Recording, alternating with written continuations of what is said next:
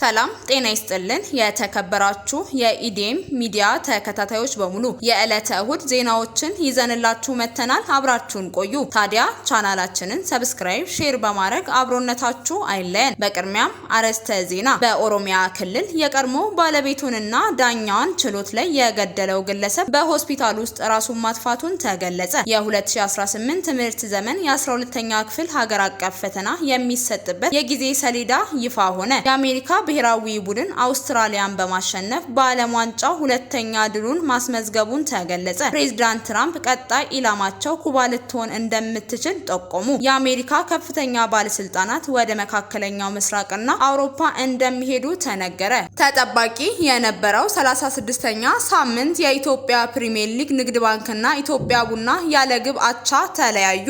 ወደ ዝርዝር ዜናዎች የምንሄድ ይሆናል። በድጋሜ አብራችሁን ቆዩ። በኦሮሚያ ክልል የቀድሞ ባለቤቱንና ዳኛን ችሎት ላይ የገደለው ግለሰብ ሆስፒታል ውስጥ ራሱን ማጥፋቱ ተገለጸ።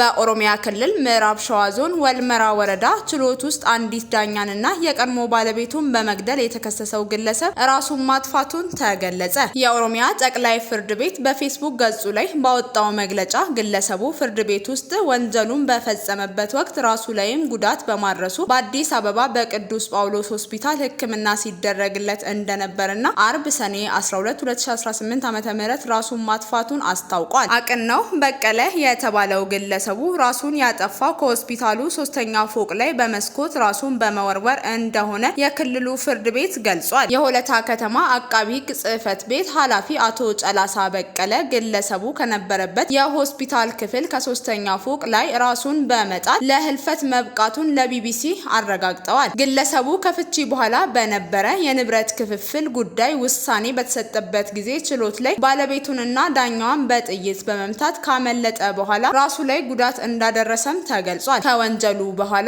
ፖሊስ ባደረገው ክትትል ግለሰቡ በቁጥጥር ስር በዋለበት ጊዜ ከፍተኛ ጉዳት ስለነበረው መጀመሪያ በሆለታ ሆስፒታል ከዛም ወደ ጳውሎስ ሆስፒታል ለበለጠ ሕክምና ተልኮ ክትትል ሲያደርግ ቆይቷል። አዲስ አበባ ውስጥ በነበረው የሆስፒታል ቆይታ በፖሊስ ጥበቃ ስር ሕክምናውን እየተከታተለ ለሳምንታት ከቆየ በኋላ ሰኔ 12 ከቀኑ 7 ሰዓት አካባቢ ከነበረው ህንጻ መስኮት ራሱን በመጣል ህይወቱ ማለፉን አቶ ጨላሳ ለቢቢሲ ገልጸዋል። ግለሰቡ ከህንጻው ላይ ከወደቀ በኋላ ህይወቱ ወዲያውኑ ማለፉንና የአዲስ አበባ እንዲሁም የኦሮሚያ ክልል ፖሊስና አቃቢ ህግ በስፍራው ተገኝተው መረጃ መሰብሰባቸውን አስረድተዋል። ግለሰቡ ፍርድ ቤት ውስጥ የቀድሞ ባለቤቱንና ዳኛ ከገደለ በኋላ ባመለጠበት ጊዜ ሆዱ ላይ ራሱን በጥይት በመምታት በደረሰበት ጉዳት ነበር ሕክምና ሲከታተል የቆየውም ተብሏል። ግለሰቡ ግንቦት 27 2018 ዓ.ም ነበር በፍርድ ቤት ክርክር ሲደረግበት የነበረውን የፍትሐ ብሔር ክስ ውሳኔ በመቃወም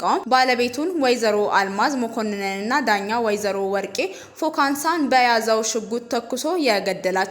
በወቅቱ የክልሉ ጠቅላይ አቃቢ ሕግ ቢሮ የኮሙኒኬሽን ዳይሬክተር አቶ ጌታቸው ጣሰው ለቢቢሲ እንደገለጹት ግለሰቡ ድርጊቱን ከፈጸመ በኋላ ራሱን ለማጥፋት ሙከራ አድርጎ ከሳሽና ጉዳዩን ሲመለከቱ በነበሩት ዳኛ ላይ በተፈጸመ ወንጀል ላይ እንዲሁም ግለሰቡ እንዴት ሽጉጥ ወደ ፍርድ ቤት ይዞ ሊገባ እንደቻለ ፖሊስ ምርመራ እያካሄደ ነበር። ተጠርጣሪው ግድያውን ከፈጸመ በኋላ በራሱ ላይ ባደረሰው ጉዳት ምክንያት ሆስፒታል ገብቶ ሕክምናውን ሲያጠናቅቅ ፍርድ ቤት ይቀርባል ተብሎ ሲጠበቅ እንደነበርም ገልጸዋል። በዚህም መሰረት ግለሰቡ አርብ ሰኔ 12 2018 ዓ.ም ሕክምናውን ጨርሶ ከሆስፒታሉ ለመውጣት ዝግጅት እያደረገ በነበረበት ወቅት ራሱን ከፎቅ ላይ ወርውሮ ለሞት መብቃቱን የሆለታ ከተማ ፖሊስ መምሪያ ጠቅሶ የክልሉ ጠቅላይ ፍርድ ቤት አረጋግጧልም ተብሏል። ተከሳሹ ሁለት ሚስቶች የነበሩ ሲሆን ከሁለቱም ጋር ፍቺ ፈጽሞ በንብረት ጉዳይ ክርክር ሲያደርግ ቆይቶ የፍርድ ቤቱን ውሳኔ በመቃወም ነበር ባለቤቱንና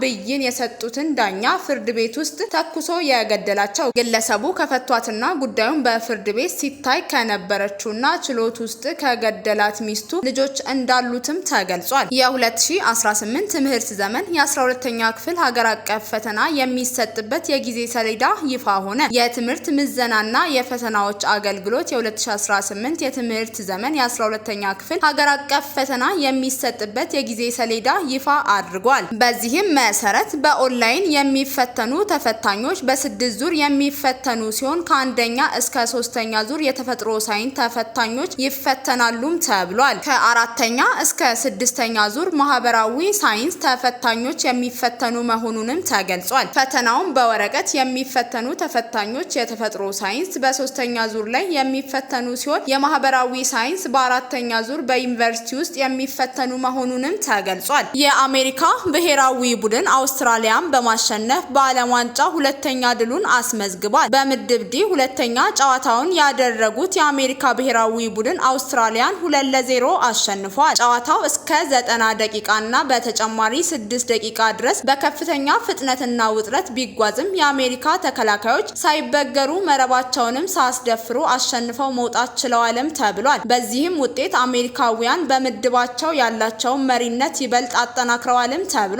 ለአሜሪካ ቀዳሚውን ጎል በ11ኛው ደቂቃ ላይ የአውስትራሊያው ተከላካይ ሲባርገርስ በራሱ መረብ ላይ በማስቆጠር ጎል ማግኘት የቻሉ ሲሆን ማጥቃታቸውን በመቀጠል በመጀመሪያው አጋማሽ ማጠናቀቂያ በ43ኛው ደቂቃ ላይ አሌክስ ፋሪማን ሁለተኛውንና የማሸነፊያውን ድንቅ ጎል አስቆጥሯልም ተብሏል። በሁለተኛው አጋማሽ ሁለቱም ቡድኖች ተጭነው ቢጫወቱም ተጨማሪ ጎል ሳይቆጠር ጨዋታው ባዘጋጇ አሜሪካ ፍጹም የበላይነትና አሸናፊነት ተጠናቋልም ተብሏል። ፕሬዝዳንት ትራምፕ ቀጣይ ኢላማቸው ኩባ ልትሆን እንደምትችል ጠቆሙ። ፕሬዝዳንት ዶናልድ ትራምፕ ከቬንዙዌላና ኢራን ቀጥሎ ኮሚኒስቷ ጎረቤታቸው ኩባ ኢላማቸው ልትሆን እንደምትችል ጠቁመዋል። ፕሬዝዳንት ዶናልድ ትራምፕ ከአሜሪካው መገናኛ ብዙሃን አክሲዮስ ጋር ባደረጉት ቃለ ምልልስ ከኢራን ጋር የተደረሰው ስምምነት ዓለምን ከምጣኔ ሀብት ውድቀት እንደታደገ ተናግረዋል። ከኢራን ጦርነት በኋላ ስልጣናቸው ላይ ገደብ ይኖር ከሆነ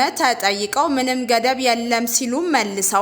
ምናልባት የስልጣን ገደቦች ሊኖሩ ቢችሉም ገና ትምህርት እንዳልወሰዱም አክለዋል። የኢራን ጦርነት ዓለም አቀፍ የምጣኔ ሀብት መላሸቅ ሊያስከትል ይችል እንደነበር ጠቅሰው አሜሪካና ኢራን ስምምነት መፈረማቸው ሊፈጥር የሚችለውን ቀውስ እንደቀለበሰው ገልጸዋል። ትራምፕ ተመሳሳይ እርምጃ በኩባ ላይ ሊወስዱ እንደሚችሉ በቃለ ምልልሱ ወቅት ጠቁመዋልም ተብሏል። ከኢራን በበለጠ ኩባና ቬንዙዌላ ለአሜሪካ ካላቸው ቅርበት አንጻር እርምጃ ሊወሰድ እንደሚችል ፕሬዝዳንቱ ተናግረዋልም ተብሏል። የአሜሪካ ከፍተኛ ባለስልጣናት ወደ መካከለኛው ምስራቅና አውሮፓ እንደሚሄዱ ተነገረ። አሜሪካና ኢራን ጦርነቱን የሚያስቆመውን ስምምነት ከተፈራረሙ በኋላ የአሜሪካ የውጭ ጉዳይ ሚኒስቴርና ፕሬዝዳንት ትራምፕ ልዩ መልእክተኛ በተናጥል ወደ መካከለኛ ምስራቅና ስዊዘርላንድ እንደሚያቀኑ ተነገረ። የውጭ ጉዳይ ሚኒስቴር ማርኮ ሩቢዮ በሚቀጥለው ሳምንት ከባህረ ሰላጤው አጋሮቻቸው ባለስልጣናት ጋር ለመነጋገር ወደ መካከለኛ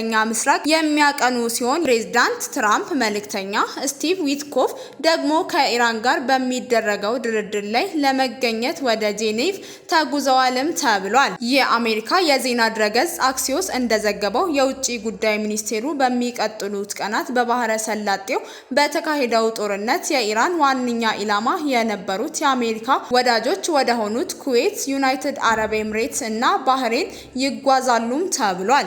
በተጨማሪም ማርኮ ሩቢዮ ባህሬን ውስጥ በሚካሄደው የባህረ ሰላጤው አገራት የትብብር ምክር ቤት የውጭ ጉዳይ ሚኒስቴሮች ስብሰባ ላይ ይገኛሉም ተብሏል። ነገር ግን የሚኒስቴሩን ጉዞ በተመለከተ ሮይተርስ የውጭ ጉዳይ መስሪያ ቤታቸውን ማረጋገጫ ቢጠይቅም ምላሽ እንዳላገኘም ተገልጿል። በተመሳሳይ የፕሬዝዳንት ትራምፕ የመካከለኛ ምስራቅ ልዩ መልእክተኛ ስቲቭ ዊትኬፍ በኢራን የኒውክሌር መርሃ ግብር ላይ በሚደረገው የመጀመሪያ ዙር ንግግር ለመገኘት ወደ ስዊዘርላንድ ተጉዘዋል። ከኢራን ጋር የሚደረገው ንግግር አርብ ዕለት ይጀምራል ተብሎ ሲጠበቅ የነበረ ቢሆንም እስራኤል በሊባኖስ ውስጥ በሄዝቡላ ላይ እየፈጸመች በነበረው ጥቃት ምክንያት ወደ ሌላ ጊዜ ተላልፏልም ተብሏል። አሁንም ንግግሩ የሚጀምርበትን ቀን በትክክል እንዳልታወቀም አክለዋል። በኢራንና በአሜሪካ መካከል የሚካሄደውን ንግግር ዋነኛ አደራዳሪ የሆኑት የኳታር የውጭ ጉዳይ ሚኒስቴር አርብ ዕለት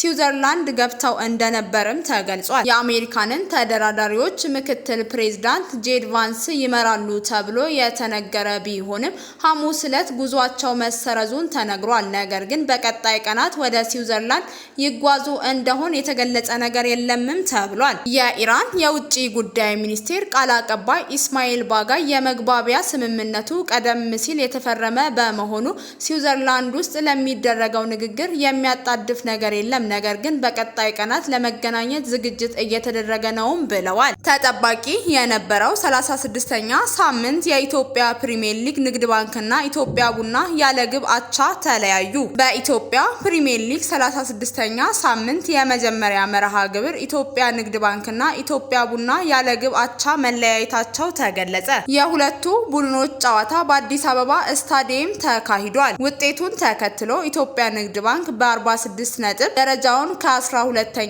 ወደ 11ኛ ከፍ አድርጓል። ቡድኑ ባለፉት ሁለት ጨዋታዎች ድል አልቀናውምም ተብሏል። ኢትዮጵያ ቡና በበኩሉ በ47 ነጥብ ከነበረው 11ኛ ደረጃ ወደ 9ኛ ከፍ ብሏልም ተብሏል። ቡናማዎቹ ባለፉት 3 ጨዋታዎች 3 ነጥብ ማግኘት ችለዋልም ተብሏል። ለዛሬ ለዕለተ እሁድ ያዝንላችሁ የሀገር ውስጥና የውጭ ዜናዎች እነዚህን ይመስሉ ነበር። በሌሎች የሀገር ውስጥና የውጭ ዜናዎች ተመልሰን እስከምንገናኝ ሰናይ ቆይታ